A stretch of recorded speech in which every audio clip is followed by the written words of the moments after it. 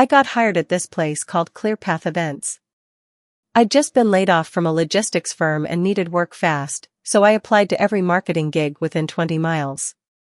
Their job ad was vague, just event rep for regional outreach campaigns, but it sounded like easy money and the interview was same day.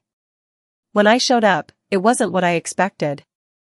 The office was the back half of a defunct strip mall, right between a martial arts dojo and a vape shop. Inside, it was all folding tables and laminated posters about synergy and momentum. I almost walked out, but the hiring manager, this guy named Curtis, caught me before I could leave. He was around my age, super energetic, and pitched the job like it was the opportunity of a lifetime. They were doing promotional campaigns for eco-friendly home upgrades, water-saving tech, insulation rebates, that kind of thing. They said the government backed most of it, and people just had to sign up for assessments. It wasn't exactly inspiring, but it wasn't illegal either. The catch? It was 100% commission. No base pay. You knock doors, you sign people up, you get paid. If not, tough luck. I should have walked.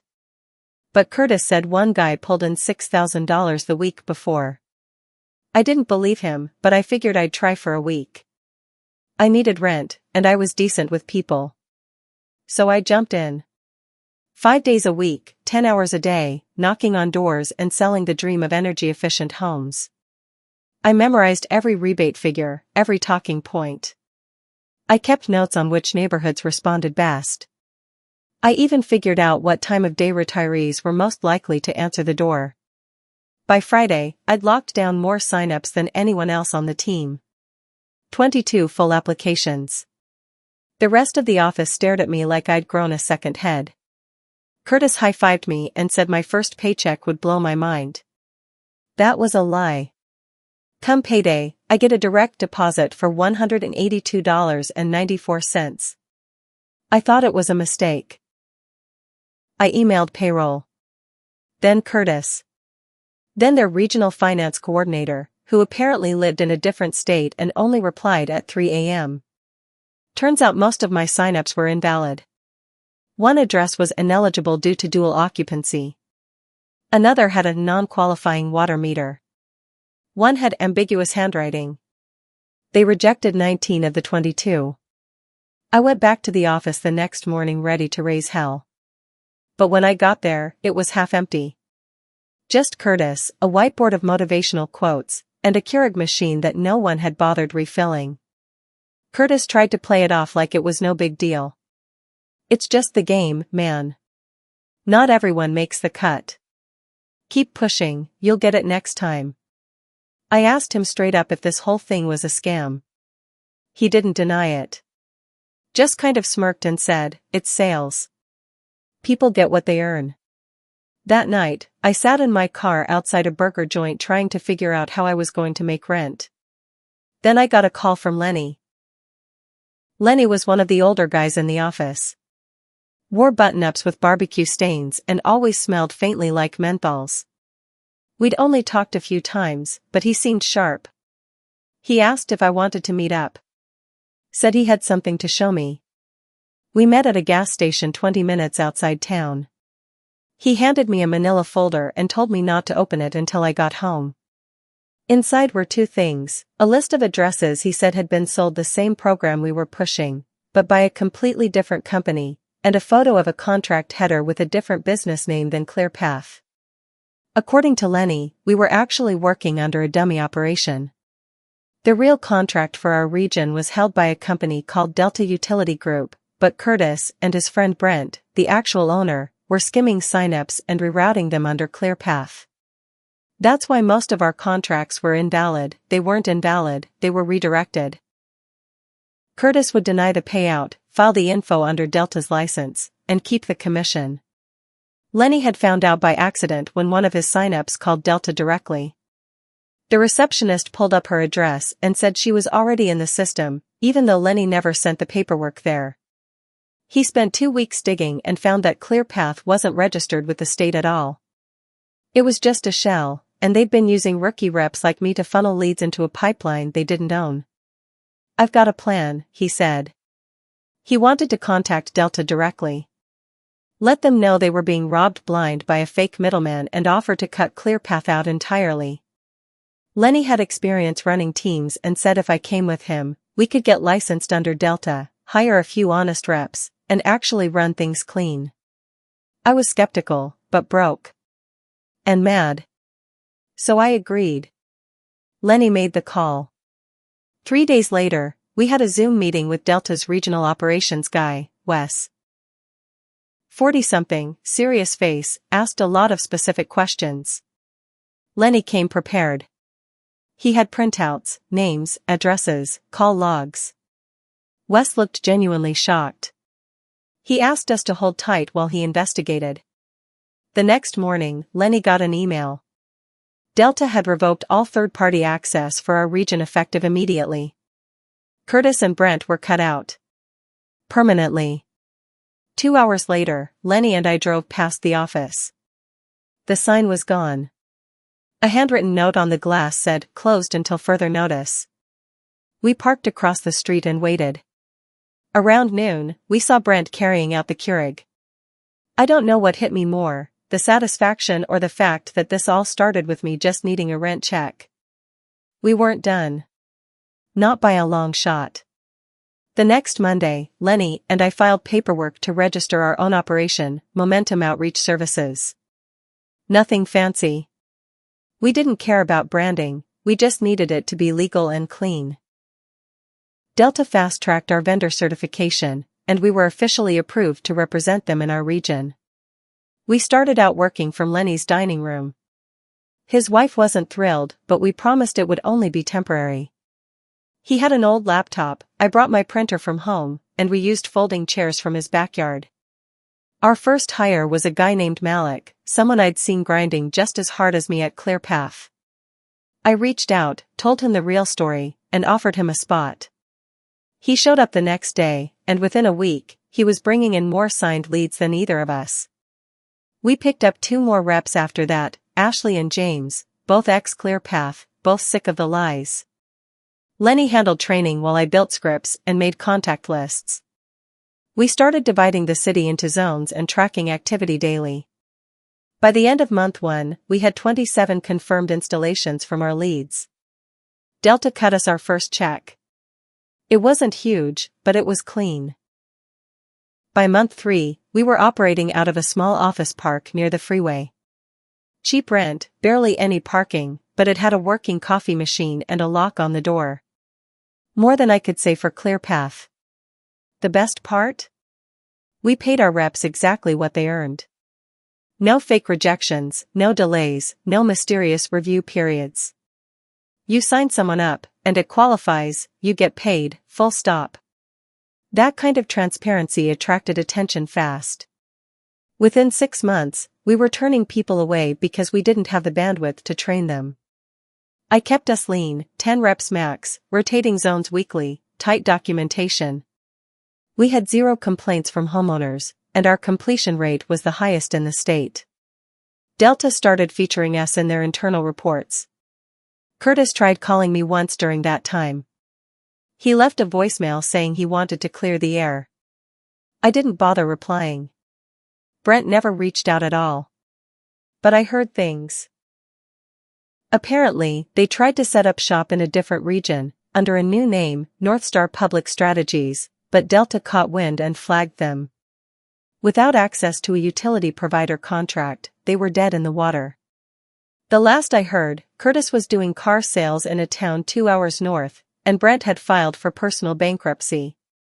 Meanwhile, we were still growing. But we knew it wouldn't last forever. Right around our 1-year mark, Delta's parent company merged with a larger energy conglomerate.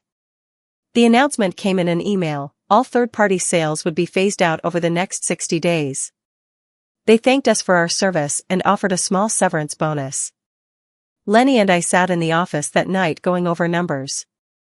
We had 2 choices: scramble to find another contract with another company or shut things down clean and walk away with what we had. We chose clean. We paid out every last commission. I personally handed Malik a check that nearly made him cry. We canceled our lease, gave away our branded gear, and filed the paperwork to dissolve Momentum Outreach. Lenny retired completely. Bought a used fishing boat and moved down to Galveston. I took a job with a solar installation startup in a sales director role. No knocking doors. No sketchy contracts. Just phone calls and honest work. Sometimes I get texts from Ashley with photos of weird flyers or job ads that sound a little too familiar. Curtis again, she'll write. Usually is. But I don't worry about it anymore. That chapter's closed. Looking back, it still blows my mind how fast everything flipped, how I went from getting scammed for a week's work to co-running the top sales operation in the region for a whole year. Not because I had a grand plan. Just because someone tried to screw me, and I didn't let them.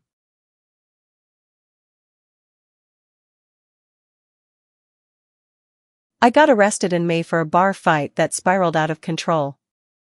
The guy pressed charges, I couldn't make bail, and the judge said I'd have to wait until August for my court date. That meant county time, something I wasn't exactly prepared for. At first, it wasn't too bad. I was in a county jail just outside of Wichita. The place was old but relatively calm. My first few weeks were filled with card games, push-up contests, and trying to figure out who you could talk to and who you definitely shouldn't. The guys mostly kept to themselves unless they were high off meds someone had smuggled in or mad about losing a gamble. I learned fast not to borrow anything. There was a guy I shared a cell with, Marcus. Early 30s, stocky, shaved head. He was in for wire fraud, of all things. Smart, always reading, and weirdly calm. We didn't talk much, but we got along well enough. Then came the announcement, they were transferring inmates due to overcrowding. I figured we'd get moved to another county jail, maybe something just outside the city. But I was wrong. They shipped us 4 hours north to some facility in rural Kansas. We were packed into a transport van like cattle. When we arrived, I could already tell this place was different. The outside looked like an abandoned school building. The inside? Worse. The guards barely spoke to us. Just barked orders, handed out thin mattresses and itchy blankets, and assigned us to cells. No introductions, no explanations. I ended up in Unit 7B, bottom tier, far corner. They called it the icebox, not because it was cold, but because it was where they stuck the inmates they didn't want to deal with. My new cellmate was named Darnell. Mid-40s, long dreads, tattoos up his neck. He looked like he'd been there a while. Didn't say much, just nodded at me and went back to cleaning his nails with a plastic spoon. By the second day, I understood the vibe. This place ran differently. There were no real gangs, just a few guys who ran things, older inmates who had either been there for years or knew how to intimidate. If they liked you, you were safe. If not, you were in for a rough time. That's when I met Evan. He got transferred in a week after me. Mid-20s, pale, wore glasses, skinny. He looked more like a college kid than an inmate. When he was brought into 7B, I saw the fear on his face immediately. He stuck out like a sore thumb. The guards assigned him to the top bunk in the cell next to mine, with a guy named Royce. Royce was one of those guys no one messed with. Quiet, tall, always watching. Rumor was he'd been inside on and off for the last 10 years. This time he was facing another assault charge, third strike. I didn't talk to Evan at first. No one did. He kept to himself, tried to be polite, but that only made him more of a target. He handed out his snacks without being asked, gave up his turn on the phone, folded other people's laundry during rec time, basically did whatever it took to stay on everyone's good side. And it worked. For about 2 weeks. Then one night, during lockdown, I heard yelling. Muffled, but enough to know something was wrong. The next morning, Evan came out with a swollen lip and red marks on his arms. He didn't say anything. Just went about his day like nothing had happened. I didn't say anything either. You learn fast in there not to get involved in things that aren't your business. But it kept happening. Quiet nights followed by quiet bruises. One day, I saw Roy slap a honey bun out of Evan's hand and tell him, "Don't touch nothing that ain't offered."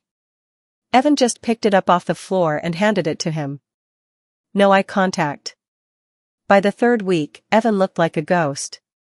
Hollowed out, barely eating, barely speaking. The worst part? The guards saw it. They had to. They just didn't care. One night, during chow, Evan sat across from me. His face was puffy, his wrist bandaged with toilet paper. He looked up at me and whispered, "Is there anything I can do?" I shrugged. "Talk to the CO, file a report." He shook his head. He said if I do that, I won't wake up the next day. I didn't know what to say. I just went back to eating. 2 days later, things exploded. It was after lights out. I was lying on my bunk, staring at the ceiling, when I heard a loud crash. Then yelling. Then silence. A few minutes passed, and I saw the shadows of 2 inmates running past my door. The next morning, we found out what had happened. Evan had tried to fight back. Apparently, Royce came at him again, no one knows why, maybe for nothing, and Evan hit him with a broomstick handle he'd broken off earlier in the day. Got him square in the face. Knocked out a few teeth. But that wasn't the end. Royce beat him so badly, they had to call in medical from outside. Evan was unconscious when they dragged him out on a stretcher. The COs didn't ask us anything. They just locked down the unit for 24 hours and moved Royce out of 7B. We never saw Evan again. At lunch that week, one of the older guys, Nate, leaned over to me and said, "That kid's either in the hospital or gone. Either way, he ain't coming back." Nobody said anything after that. That night, I couldn't sleep. I kept thinking about how Evan looked that last day, like he was already halfway out the door. I wondered if I could have done something. But I didn't. That's how it is in there. You survive first. Think later. It was 3 days after Evan was taken out on the stretcher when they moved someone new into his old bunk. His name was Trey. Mid-30s, short, muscular, and loud in a way that made everyone uneasy. The kind of guy who walked into a room like he was already daring someone to start something. His knuckles were scarred, and he had a small tattoo under his eye, a teardrop. I knew what that meant. Most people in 7B did too. Right away, the vibe in the unit shifted. Trey didn't waste time establishing himself. Within the first day, he had someone making his bed, someone else cleaning his tray, and he managed to get phone time twice, no small feat considering it was unofficially controlled by another guy.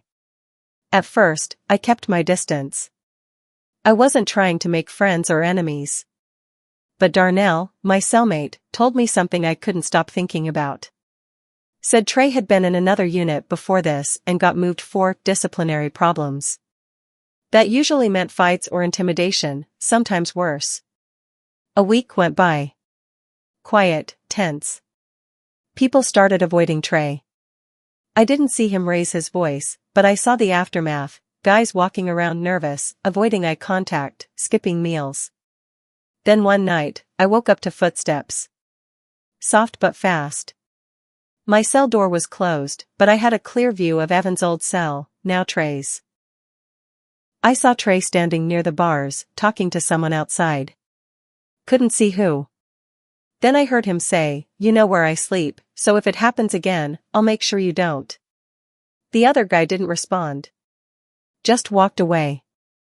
I couldn't tell if it was a threat, a warning, or both. That same week, Marcus, the guy I'd bunked with back in county, got transferred in. I was shocked to see him, and even more surprised that they assigned him to Trey's cell. I caught his eye during rec and tried to talk, but he gave me a small nod and kept walking. I understood. No one wanted Trey noticing who you were friendly with. It took less than 48 hours before I saw the change in Marcus. He stopped making eye contact. Sat alone at chow. Always looked tired, like he wasn't sleeping. And one morning, I saw him holding his ribs while walking to the showers. It felt like a bad rerun. The rumors started quickly. People saying Trey had been taking Marcus's food, his meds, his hygiene stuff. Someone said he made him give up all his commissary for protection, standard exploitation, but there was a look in Marcus's eyes that reminded me too much of Evan. I didn't want to get involved. Again. Then, one afternoon during lockdown, someone slipped a note under our door. It was folded in half, plain paper.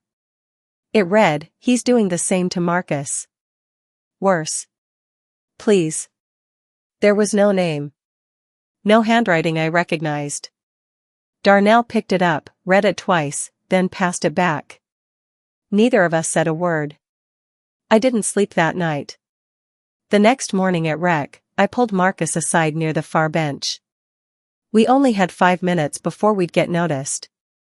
"You need to tell me straight," I said. "Is he hurting you?" Marcus just stared at the ground. I tried again. "Say something." His voice was quiet.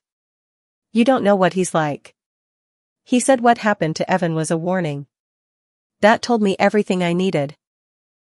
After lockdown that night, I waited until the lights went out, then whispered to Darnell, "We do it tonight." He nodded once. The plan wasn't complicated. We waited until Trey was in the showers. Inmates got 10 minutes before they rotated. He usually went late, near lights out, when most guys had cleared out. We didn't tell anyone. Not even Marcus. Especially not Marcus. At 9:50 p.m., we slipped out during the guard shift change. The hallway camera wasn't working, had been out for months. No one cared enough to fix it. I think that's the only reason this worked. We waited by the lockers near the back of the shower area. When Trey walked in, towel over his shoulder, we stepped out. He barely flinched. Just laughed. "That's how it is, huh?" He lunged first. Caught Darnell in the stomach. I got him across the back with a mop stick we'd hidden behind the bench. He turned fast, grabbed my arm, tried to twist it, strong as hell. But Darnell hit him again, this time with a wrapped soap bar inside a sock. It wasn't fast. Trey fought like an animal. I ended up with a split lip and Darnell's nose bled for an hour after. But eventually, Trey went down. Not unconscious, but down. We pinned him, tied his wrists with a makeshift strip torn from a laundry bag, and left him in the shower stall. Before we left, I leaned down and said, "Next time you raise your hand to someone in this block, you won't get back up." He didn't say a word. We snuck back to our cells before count. The next morning, Trey was gone. 2 COs came in quietly and walked him out in cuffs. We never found out if it was related to the fight or if someone higher up finally flagged his behavior, but he didn't come back. Not to our unit. Maybe not to the facility. After that, things in 7B settled. Marcus started sitting at tables again. Eating full meals. Even cracked a joke once during rec. He never thanked us. I didn't expect him to. We never talked about it. Darnell and I kept to ourselves. The guards never asked questions. Inmates never spoke about that night. But here's the part that sticks, I still see Evan sometimes. Not literally. Just his face, in the middle of the night, in the mirror, in some new guy walking through the block doors. I can't unsee what happened to him. And I know now that survival inside doesn't just mean keeping your head down. Sometimes, it means standing up when no one else will.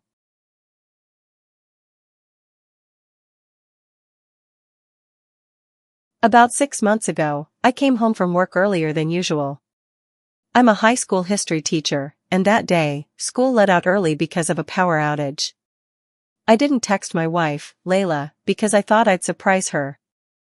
We'd been married for 7 years, and lately, things between us felt distant. Nothing dramatic, just off. She started spending more time at the gym, more nights out with friends I barely knew, and our conversations were surface level at best. I chalked it up to stress, maybe a phase. When I walked through the door that afternoon, I heard voices. Laughter. I followed the sound to the living room, and there she was. On the couch. Sitting a little too close to a guy I'd never seen. They weren't kissing or touching. But you could tell. You just know when someone looks at someone the way they used to look at you. I didn't say anything right away. I stood there, bag still slung over my shoulder. She noticed me before he did. "Oh. You're home early," she said. The guy turned around like he wasn't expecting anyone else to live here. She stood up quickly and introduced him as Caleb, from Pilates. He smiled awkwardly, shook my hand, and mumbled something about needing to go. After he left, I asked the question I already knew the answer to. "Are you seeing him?" She didn't deny it. Just stared at the wall. "How long?" "A few months," she said. "It wasn't supposed to go this far." I didn't yell. I just sat down and tried to make sense of what I was hearing. She started crying, which confused me more than anything. I wasn't the one who broke something. I asked if there were others. She said no. Just Caleb. She told me it started after she met him through a friend. They bonded over fitness, started training together, then drinks after workouts turned into long walks, which turned into something else. I said I needed time to think and left to stay at my brother's place. Over the next few days, Layla blew up my phone. Texts, voicemails, emails. Some apologizing, some begging, some angry. I ignored them all. I didn't know how to respond. I wasn't even angry, just stunned. I kept thinking about all the nights she said she was exhausted from gym classes or late meetings. All the weekends she went to retreats with her friends. One night, I opened my email and saw a long message from her. No subject line. Just, "Please read this." She laid it all out, her loneliness, how she felt like we had become roommates, how she never meant to fall for someone else, but she did. She said she wasn't leaving me for Caleb, but she couldn't lie anymore either. I didn't respond. A week later, she showed up at my brother's house. I was in the garage helping him with shelves when she walked in. He gave me a look and walked out to give us space. She sat on the concrete step and told me she ended things with Caleb. That she'd started going to therapy. That she realized she'd been avoiding her own problems for years. She admitted to feeling numb for most of our marriage but said it was her fault for not speaking up. I asked her if she still loved me. She said, "I don't know." I nodded. That was enough for me. That night, I went back to our house while she was out and packed a bag. Just essentials. I didn't want anything from her, not even the furniture we picked out together. I left my keys on the table and locked the door behind me. A few days later, her sister called me. I had always gotten along with her. She asked if we could talk in person. I agreed. We met at a quiet cafe near where she lived. She told me she didn't want to interfere but felt like there was something I needed to know. "She's been like this before," she said. "Even before you two met. The distancing, the detachment, then the sudden attachment to someone new. Our family didn't talk about it much, but I think it's a pattern." She told me about a therapist Layla used to see in college, about how she was briefly on medication but stopped taking it. About how their dad struggled with similar issues and never got treatment. It wasn't an excuse, she said, but maybe an explanation. It didn't really change anything for me.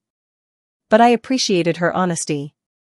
After that, I stopped replying to anyone from her side. I needed clean separation. Emotionally, I had already left. Legally, I filed for separation 2 weeks later. I thought that would be the end of it. But I had no idea how messy things were about to get. 3 days after I filed for separation, I got a knock on my apartment door around 9 p.m. It was Caleb. I didn't recognize him at first. He looked different from when I'd seen him on the couch that day. Rougher. Red eyes. Less sure of himself. "I know I shouldn't be here," he said quickly, "but I needed to tell you something." I didn't say a word, just waited. "She told me she was divorced," he continued. Said you moved out last year. I didn't know she was still married. I let out a short breath. Not surprise, just confirmation. She lied to both of us, he added. I wouldn't have gotten involved if I knew. I believed him. He seemed genuinely shaken. We weren't about to become friends, but I appreciated that he came that night. I opened a document and started writing everything down, not for legal reasons, just to clear my head. The timeline, the lies, the things that didn't sit right with me. It helped me separate what I felt from what was actually real. A week later, Layla emailed me again. No begging this time, just saying she was checking herself into an outpatient mental health program. She didn't ask for forgiveness. Just said she was trying to figure out who she really was. I didn't reply. Things got quiet after that. For about a month, then her gym trainer reached out to me on Instagram. Random. I almost deleted the message without reading, but curiosity won. She wrote, "Hey, I'm sorry to bother you. I don't want to get involved in anything, but I think you deserve to know. Layla's been involved with more than one guy from the gym. It wasn't just Caleb."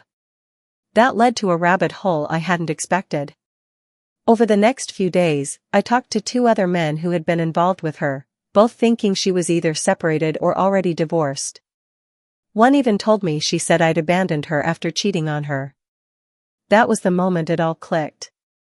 It wasn't just about an affair or emotional disconnection. Layla had been crafting completely different identities depending on who she was talking to. In every version, she was the victim. I kept it all to myself. No confrontations, no angry texts. I didn't see the point. The separation turned into a full divorce process. No kids, no shared property beyond the house, which I left to her. She didn't fight it.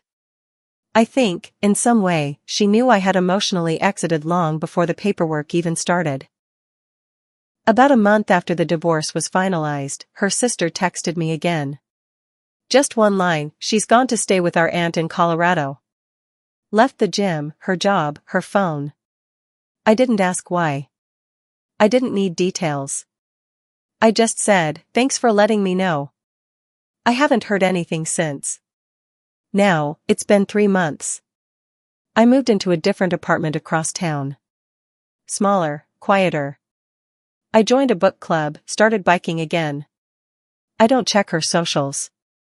I don't ask about her. I've made peace with the idea that closure doesn't always look like a conversation. Sometimes it's just a quiet walk away from the noise. I'm not bitter. Just tired. People talk a lot about forgiveness, about healing, about moving on with love. But sometimes, the most human thing you can do is accept that someone broke something in you and just leave the pieces where they fell. I don't want revenge. I don't want explanations. I just want my own life back, and finally, I think I've got it.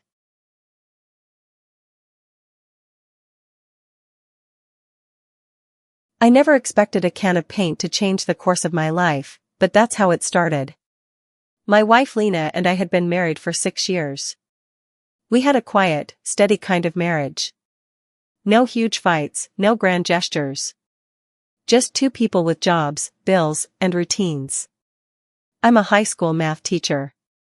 She's a freelance illustrator. She works from home mostly, and I've always admired her ability to turn silence into productivity. A couple of months ago, she suggested we repaint the living room. New colors, fresh start, she said. I didn't think much of it. We'd just gone through a rough patch. Her mom passed away unexpectedly, and grief changed her for a while. She got quiet, withdrawn. I tried to give her space and support, even if I didn't always know how. We picked out a soft green color. Saturday morning came, and I moved the couch away from the wall. That's when I noticed something odd, a shoebox tucked deep behind the TV stand. Not dusty like everything else back there. Looked recently placed. I probably should have left it alone, but I didn't. Curiosity wins sometimes. Inside were printed photos, letters, and receipts. All from the past year. All tied to one name, Brian. I didn't know O'Brien. But Lena clearly did. The photos weren't graphic, but they didn't need to be, hugs that lingered, selfies in places she told me she'd been alone. Birthday card signed always yours, B. One letter in her handwriting said she couldn't keep living two lives. I sat there on the floor for a long time. When Lena came back from the grocery store, I was still holding the shoebox. I didn't say anything at first. Just handed it to her. She didn't cry. Didn't scream. She just sat down on the armrest of the couch and looked at the floor. Then she said, I was going to end it. I swear. We didn't talk for the rest of the day. I slept on the couch, not because I was angry, but because I didn't know what else to do. Everything felt surreal. Like I'd walked into someone else's life by accident. The next morning, I asked her who Brian was. She told me he was someone she met through a local art group. They connected over shared projects. It started innocently, she said. Then she admitted it had been going on for about a year. Mostly emotional. Some physical, she added, barely above a whisper. I didn't explode. I didn't throw things. I just asked her why. She said she felt invisible. That I'd been elsewhere for a long time. That I'd stopped noticing her. She said I always seemed tired, always preoccupied. That she missed feeling wanted. I didn't know how to respond. Maybe some of that was true. I don't know. I never thought I was neglectful. I thought I was stable, dependable. I thought that counted for something. The week after that was a blur. I didn't tell anyone. I went to work, taught my classes, came home, nodded through conversations. We avoided each other in the house. She offered to leave, but I told her to stay until we figured out what we were doing. I didn't want a mess. I just needed space to think. One night, I walked into the kitchen and found her packing a bag. She said she was going to her sister's. That she needed to give me room. I didn't stop her. Since then, I've been here, in the house, staring at green walls I don't want anymore. I don't know what I'm supposed to do next. There's no dramatic conclusion. No shouting match. No decision yet. Just a lot of silence. I haven't told my family. I haven't told my best friend. Part of me is still processing the fact that the person I built my life with, built a second life without me noticing. I feel like I'm waking up, but I don't know where I am. And worst of all, I still miss her. Lena stayed at her sister's for a while. 2 weeks, maybe 3. I didn't count the days, but I noticed the silence. The house didn't feel angry. Just vacant. There was no yelling, no door slamming. Just this dull absence. I'd come home from school, heat up whatever leftovers were in the fridge, and eat alone. Sometimes I'd forget to turn the lights off before bed, sometimes I'd forget to turn them on. The green paint started to feel like a joke. I thought about repainting it again, but I couldn't bring myself to go back to the hardware store. The first person I told was my older brother. I hadn't planned to, I just sort of blurted it out when we were grabbing lunch one Saturday. He listened without interrupting, which is rare for him. When I finished, he said, "You don't have to stay married just because you got good at being quiet." That line stuck with me. The next day, Lena emailed me. She asked if I wanted to talk. I said yes, but in a public place. No emotions. Just clarity. We met at a coffee shop we used to go to before everything got complicated. She looked tired. Her eyes had that post-cry puffiness she tried to hide with makeup. I didn't say anything about it. She apologized again. More sincerely this time. Said she'd ended things with Brian completely. Said she was in therapy. I didn't ask for details. Then she asked me if I thought we had a future. I told her no. It was the first time I said it out loud. I didn't raise my voice. I didn't hesitate. I just said it like a fact. I don't think I can be married to you anymore. She nodded slowly, like she'd been bracing for it. We talked logistics. She'd come by the house the following weekend while I was out to get her things. She didn't want to fight about anything, just wanted a clean break. I agreed. I told her I'd start looking into filing for divorce, that was it. The next few weeks were busy in the boring, necessary kind of way. I saw a lawyer. We divided accounts. I boxed up the rest of her things and left them by the guest room door. She picked them up when I wasn't home. We didn't cross paths again. People around us started to notice the shift. A few coworkers asked if everything was okay. I gave vague answers. Only a few close friends knew the whole story. Even then, I left parts out. Not to protect her, just to avoid reliving it. One night, I came home and found the living room empty. Not just furniture-wise, but memory-wise. The shelf she'd always arranged by color was gone. The candle she used to light during the holidays. The art book she never let me touch. That's when it hit me, I didn't miss her. I missed the life I thought we had. The version of us I'd built in my head. The routines. The idea that we were growing old together. But that wasn't real. I just hadn't noticed how far we'd drifted. About a month after she left, I finally told my students I was moving. I'd accepted a position at a different school in a nearby district. Better hours. Less commute. New start. I sold the house soon after. The green paint was still there when the new owners moved in. Now I live in a small apartment closer to school. It's not much, but it's mine. The walls are white, I haven't decided what color to paint them yet. Maybe I won't. I still think about Lena sometimes. Not in a sad way. Just occasionally, like when I hear a song she used to hum while sketching. But I don't check her social media. I don't ask about her through mutual friends. She became part of a story I lived through, not one I'm still in. And that's the weird part, nothing dramatic happened at the end.